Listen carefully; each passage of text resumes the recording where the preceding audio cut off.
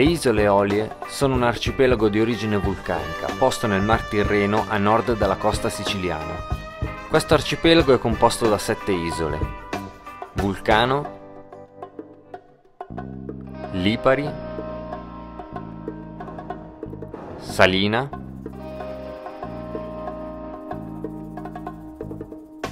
Filicudi e Alicudi, che per questioni di tempo non avremo modo di vedere, Panarea e infine Stromboli. Dopo essere atterrati a Catania ci dirigiamo verso Milazzo, da dove con un aliscafo raggiungiamo la prima isola del nostro itinerario, Vulcano. Quest'isola, estesa circa 21 km², si forma dalla fusione di più vulcani, di cui il principale è il vulcano della Fossa o Gran Cratere. Il percorso di oggi parte dal porto di Levante per proseguire circa 300 metri dopo su un sentiero che ci permetterà di raggiungerne la cima. Vulcano è l'unica isola dell'arcipelago delle Eolie, insieme a Stromboli, ad avere attività vulcanica attuale. La manifestazione di questa attività sono le fumarole, profonde fessure nel suolo che permettono la risalita di gas ad alte temperature. A causa di ciò è possibile sentire quasi ovunque un forte odore di zolfo. Il sentiero che risaliamo ha pochi tornanti ed è lungo in mezza costa ed è ricoperto quasi interamente di sabbia nera di origine vulcanica, alternata a tratti rocciosi.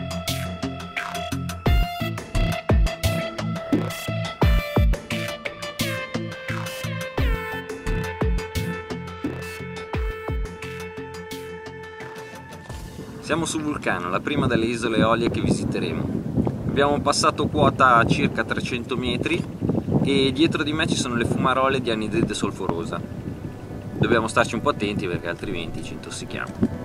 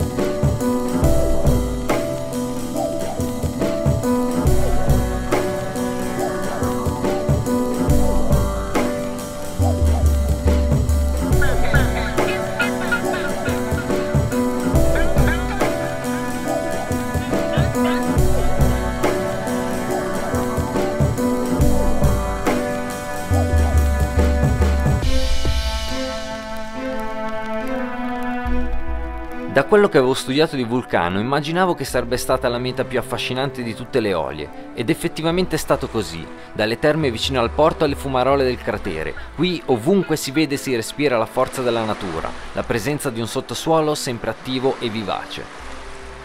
Il secondo giorno siamo nell'isola di Lipari e ci dedichiamo a un trekking più classico.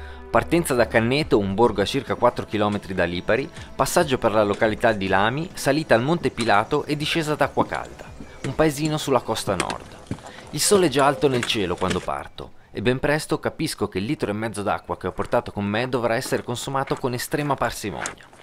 Problemi di abbeveraggio a parte, durante il cammino c'è anche tempo di fermarsi per ammirare l'isola di Panarea, distante circa 15 km da Lipari, ed infine, superata la salita finale, verso l'1 del pomeriggio, arrivare in vetta.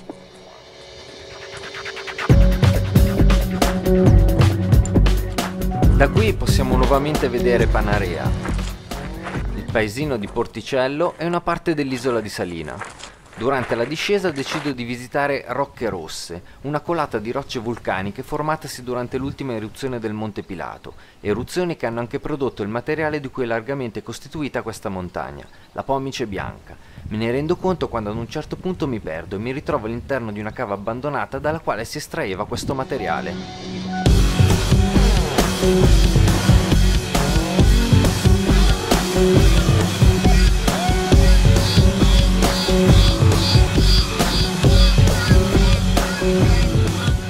Una volta ritrovata la strada, decido di abbandonare l'obiettivo di raggiungere Rocche Rosse e di dedicarmi alla cosa più importante, arrivare ad Acquacalda e bermi un tè freddo.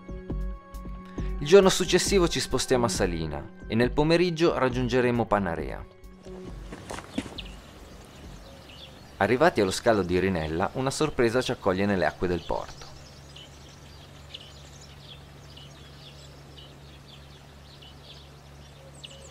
Il tragitto odierno inizia sulla strada che da Rinella porta a Leni, uno dei 3 comuni di Salina.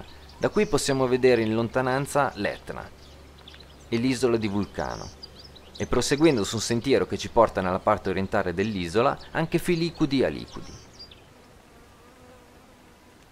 La tappa finale dovrebbe essere Pollara, il paesino nel quale è stato girato il film Il Postino, ma dati i pochi collegamenti marini in bassa stagione siamo costretti a limitarci ad una visione dall'alto, per tornare presto a Rinella e prendere l'aliscafo.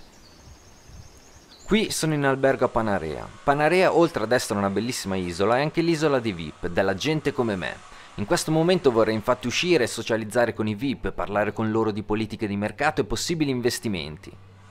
Ma alla fin fine desisto e resto seduto a bermi il mio integratore di sali minerali. Finalmente l'ultimo giorno ci attende l'affascinante Stromboli, l'unico vulcano costantemente attivo in Europa.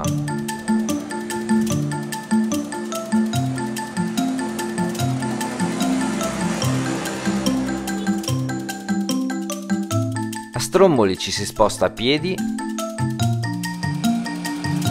o a bordo di Apecar o di mini vetture elettriche.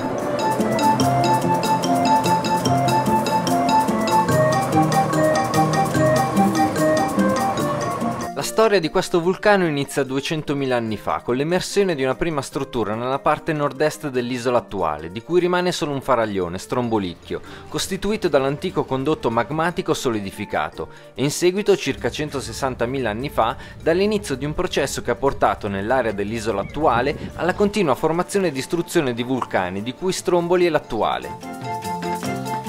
Il tempo di digerire una semplice ma deliziosa pasta al pomodoro fresco con vista su Strombolicchio ed è tempo di salire in vetta. A causa della pericolosità del vulcano, da qualche anno è proibito arrivare in cima da soli e quindi mi affido a un'agenzia locale che organizza salite di gruppo. Tra i miei nuovi compagni di viaggio ci sono molti francesi con figli a seguito. Parlando con la guida scopro che sono molte le famiglie che portano i propri figli su Stromboli, anche se per la maggior parte si tratta di turisti stranieri. Strombolicchio. Durante la salita facciamo anche la conoscenza di un altro simpatico abitante del paese di Stromboli, venuto a farsi un giretto da queste parti in barba al divieto di salire senza guida. Purtroppo la sosta in vetta non potrà durare più di mezz'ora, speriamo di assistere a qualche esplosione.